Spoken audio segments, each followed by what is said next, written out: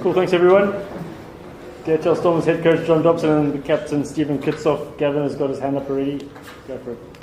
Dobby, do you know why we didn't ask Stephen all the emotional questions yesterday? Okay, fair enough, yeah. You must be very pleased with that performance. I mean, it was possibly one of your best. Look, I think in the college, our rivalry against the Bulls for the last while was probably one of our best. Felt a bit better even than December's one. You know, we got away with those quick tries. So I was very pleased with it. I thought possibly in the first half we could have got a bit more reward. You know, we were a bit irritated with ourselves. You know, we actually talked about it at half time. You know, they scored a try without making a pass just because of our own poor discipline and good maul by them. And that's always been a danger of the Bulls. Okay, the second half I thought they played with a lot of character. I don't think we were at our best. You know, I think you'd agree, Steve, we didn't implement our plan that we had. Yeah, you want to get to the situation where Bulls play catch up, and we got that. But then I don't think we executed that part of it very well, and they played very well in that second half like that. Just touching on Martin in the park, I remember in Munster he missed the 3 penalties and 2 conversions. Today, 7-7. Can you just comment on his performance today, just about his character of the man double? Yeah, I worked very hard with him on his kicking this week. No, that's what I said about Marnie. That's what, to me, the growth in Marnie from where we were when he first came here is he had the ability to spiral. You know, and lots of players do. You know, where they go and now he's got the ability to put everything behind him. So he's very mature like that. And he, as I said, I think a funny thing, a goldfish, you know, when it swims through a castle that's in the water, it's the first time he's ever seen it. And Marnie's got that ability just to reset all the time. And I think, it's testament to his quality that he's, because there's been a bit of noise around him for the last few weeks, and he's not really test fly-off. Now I'm sure tomorrow he's a test fly-off again. But it's remarkable that he's got the ability not. There was one game, Gavin, we've often talked about that. We played in Durban last year when he did spiral. Yeah, I think just everything went worse and worse and worse, and now he's got he's fixed that and got it as a positive trait that his ability to stay in the fight. So it was great for him. So just taking up, you got man of the match as well, Marnie, but you must be happy with the return of the Hollands as well, and Dion. Yeah, breakdowns there. These him and Dion, Kitshoff and Dion were excellent. Dion got a little bit of a hamstring tweak, that's why he came off a bit earlier. And Zassi were just worried about re-injuring him, but they're great presences. I thought Zassi got into the game more and more with time. No, but I think one of the things, it was such a dominant first half performance, but your defence was superb at times. I mean, I know they scored a few, but there were a lot of times where you had to go through long periods of defence in the second half. You really made it hard. Yeah, when we're in that, I think we are absolutely imperious in that middle section where teams are trying to play against us. Where we get ourselves into trouble is we give away the penalty, whether it was the holding and then they kick in. That's how they got the last try. I'm trying to remember the second try, but the first try. So, no, our defence and putting teams under pressure is very, very good. Kitshoff, just because of the work rate and the start you guys have, the real passion there, you know, after the months again, people they start asking questions. You beat Benetton, but not quite at your best. But today it was like the usual Stormers that you used to. Yeah, I think one of the things we asked of the team was just like starting with intensity. You can't guarantee a good start. Always like you can go intercept or a couple of calls against you and you're 7 or 14 points down. But as soon as you start with intensity, then you see the guys working back, sticking to the plan, and we're playing the type of rugby we want to play. So, yeah, credit to the guys. I think there was a big focus point this week was just sticking to what we planned from Monday to Wednesday. The guys executed well. There was a 3-minute patch in the first half, and there was like a 15-minute window in the second half where we went a bit off plan, but then the guys fixed it again in the last 20. So. A lot of credit to Marnie for driving that, and Gaza. Guys did exceptionally well. And that also would have helped that Kitshoff won last night, so it's a home semi-final. Yeah, no, I was watching the. Hope this doesn't come out, but I was watching the Ulster Kitshoff game, and I was celebrating everything Kitshoff did. So was. I think Kitshoff played well. There was a big threaded breakdown, but it is nice to actually stay at home for another week. Your thoughts on playing next week? Cheapest. I mean, we had a bit of a tough one, with the Montpellier Exeter game. We could have played that Heineken Cup semi-final here. The one we lost, the quarter-final here. That results of that last weekend knocked us down to third, even though the points difference. So to have one going in our favour like last night, I must have been watching last night, from underneath through things and through my cap and looking around that, so I couldn't watch it because I thought Connacht had done so much to win that game early and just seemed like they'd let it slip, But for us to be here, look, I'm sure it's great from a revenue point of view, but just our whole mission is to make Cape Town smile and to go to lay on an occasion like we did, like we as a union, or what do we today. People wouldn't have thought that was still possible from something that you associate with the Men in Black or that sort of thing. And to have this new culture and this new order and this new engagement with people in Cape Town today was like, and to be able to do it again next week is just so special for us. I cannot tell you how special it is for us. There will be more people next week. Yeah, I don't know how many people come here because they hate the Bulls. Or they I don't know if they've got the same feeling about Connacht. The Kitsy's obviously born in Connacht and very but hopefully people see the occasion, and and we get that. That's what I'd really like. I mean, it may not perhaps just be the same quantum, but I think after, I'll give you a bit of a lecture now, but after COVID, and we watch our rest of society, we were so individual and selfish and everything. I didn't think live sport was going to recover in South Africa after what had happened. And even before COVID, how the Super Rugby, I think we went from a 40,000 average down to, I don't know what we were by the end of it. And we were, every franchise, and we were still the best supported. To have this back again is to be able to reverse this. It means a lot to us because we worked very, very hard on engaging with the people of Cape Town, playing a style of rugby they identify with. And so that's why it felt very special. Dominic can't give you a reason to look at them with fresh eyes. Who Connacht?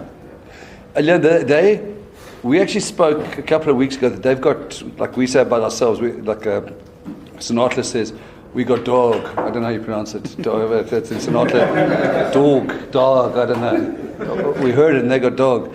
So they have. I mean, they won 7 in a row. I thought they're lucky to lose at Edinburgh. There is something there that is really worrying. The way they fight, their attack shape is really good. The way they took Ulster apart at the breakdown last night. So, I think it's a credit. Connacht's a great story from on a windy greyhound track in the far west with the smallest budget to do what they're doing. So I think that they don't go away. And Ulster saw that last night. So they're going to be much tougher opposition than perhaps we think. A bit of mongrel. A lot. A hell of a lot. Yeah. They'll be right in this picture.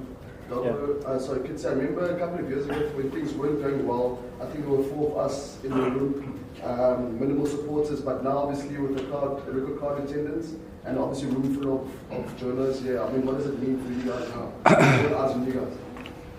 No, it's massive. I think as Dobbo also said earlier, it's the mission for us to actually get Cape Town smiling. So getting the people back into the stadium, getting the support there, getting the journalists here, it's massive. So just thank you.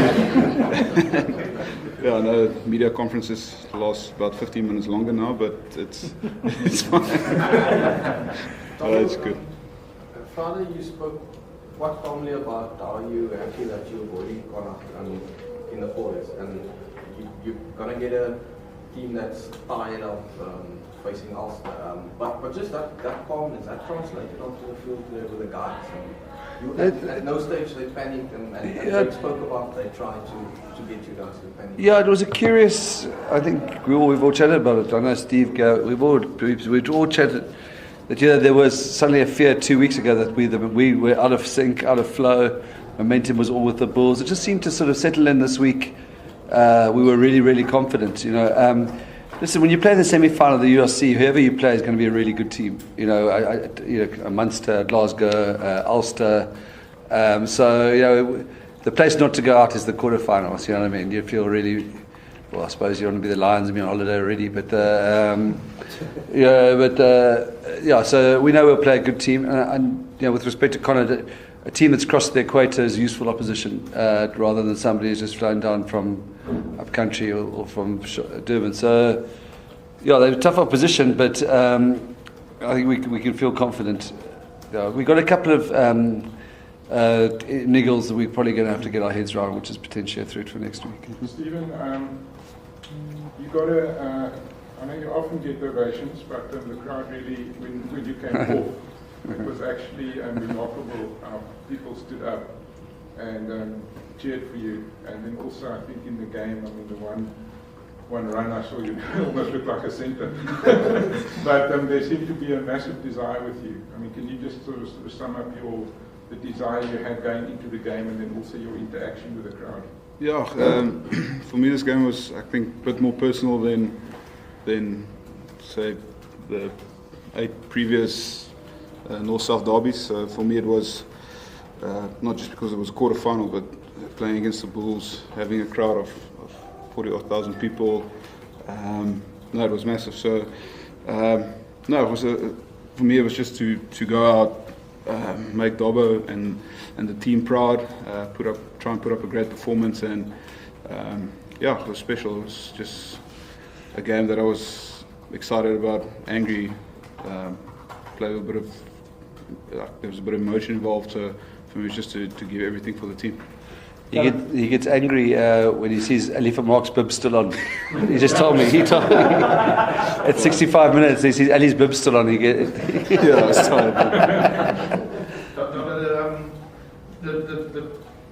The tournament is a lot easier. It's not easier. That's probably the wrong word. And I don't want to take you too far ahead because obviously you want to be Connacht first. But there is obviously the team you're most likely to play against if you travel is going to be playing a Champions Cup final the week before. And then you have a chance to have a 2-week break and again refresh like you just have to play this game. I mean, that must be quite a nice sort of carrot because it's possible that Leinster might be a bit out on their feet by the time we get to... Yeah, I wouldn't blame it. What's their fixture list been? They play. Who did they have last week in the... Toulouse Sharks, Glasgow, Munster, La Rochelle, and then hopefully us. No, that's tough.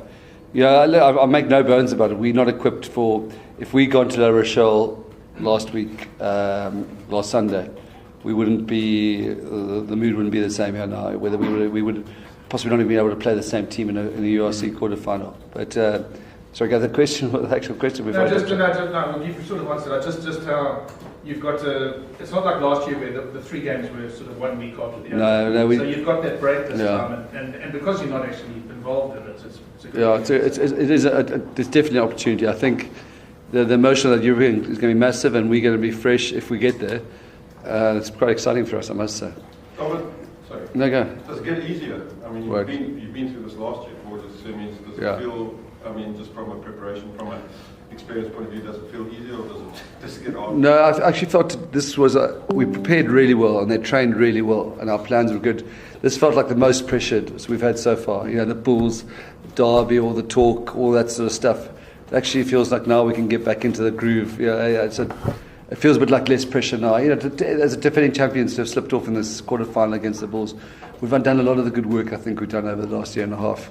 And now I feel like, okay, there's a little bit of pressure off. Let's see what happens. And still went for a walk at the end of the game.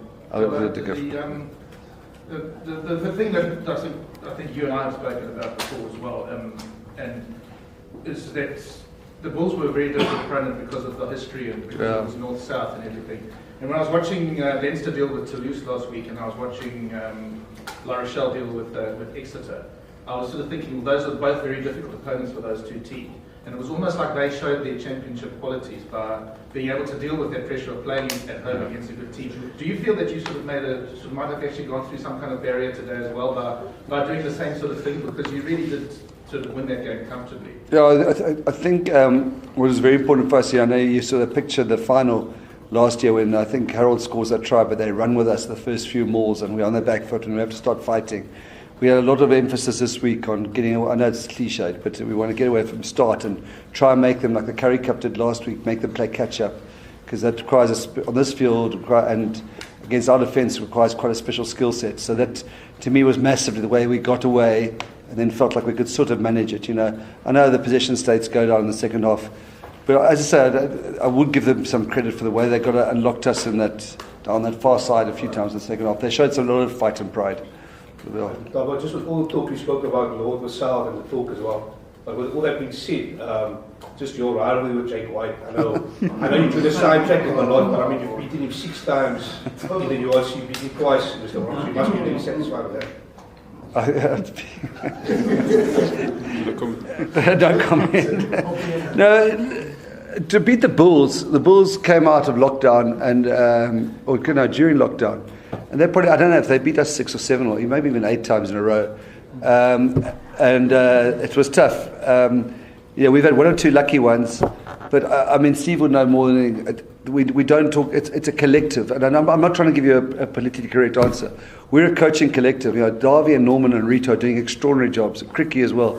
For us to get a line-up percentage today of 90 something against a team like the Bulls, it's well done to Rito. That defence which we're talking about, Norman Lake is one of the best defence coaches. So we really are a collective, And I'm gonna, I sit in the back of the room and make a chip. No, I'm not trying to be funny, but I don't see it as.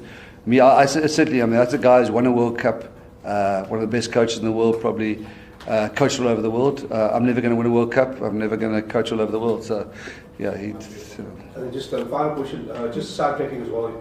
He talks about Peter Steph the toy signing with Storm, was it Valida Roop? Are you guys still negotiating with that? Where's the talks at with that, with those 2 players? Kitsy did a lot of work with Willie at the Grand Beach Cafe last week, or where was it? Country, yeah. Where was it? Franschhoek. Franschhoek, okay. Peter Steph Toy takes a different approach to the Valdevie. Coffee shop. The Valdevie boys. No, listen, I think what's going we are chatting to a couple of players. We haven't chatted to Peter Steph for a while, but we haven't chatted a while ago. I think we're going to, what that was today was so important to us is to maintain that we belong here. I think what's really going to happen is that you're going to see changes, big changes across in this union now. There's going to be an equity deal done. That's going to change our whole funding model. And that's so great that we're in the foothills and still have something to do today, like today. But I think there's going to be some really exciting news before in a couple of months' time for this union. I know there's going to be, which is brilliant. And then there might be 1 or 2 squad. The only thing I don't want to do is turn our back on these guys. These are remarkable. That we can go and box like we are with these players. So is it a case like Kitsy? Do we get somebody else till we get him back? Those are the conversations. We never really replaced Warwick. That's probably the areas we're looking at. But I don't want to go to a BJ Dixon and say, listen, BJ, thanks very much. You're a very promising player. But here's Mr. Detroit. I'm not sure that'll work if we want to be who we say we are. Guys, can we wrap it up? Speaking about that stat you mentioned in the lineup now, at the start of the season, that looked a bit dry there, and then suddenly Marvin and Ruben Glitz, they played one of their best games together, even with his stat from 10 weeks down to 2, just on their performance and that combination growing. Yeah, I think Marvin the last few weeks has been very good. Like he's got a really sore shoulder tonight. No, I think that's one of the classic combinations. You can't go the whole cliche of big term back. Ruben Fayette, to my mind, will be a Springbok in the next, or hopefully the next cycle. He can play 4 or 5 physical, massive energy, and then Marvin is just a line-up nose or nows or whatever you pronounce it. And they get on very well. But what's nice about Marvin's great is everything's competitive. If you want to go make coffee, he wants to get there first. You know what I mean? He's a very. So no, it's a nice combination, and we got some. We'll have Saman back. We saw his hair today, but Jesus. Andre's back. BJ. No, so we're in a much better position than we were. But I do think Ruben van Heerden is a player to watch. Marvin, we all know about, but he's worked out well for us. Well, guys, happy with that? Thank you very much.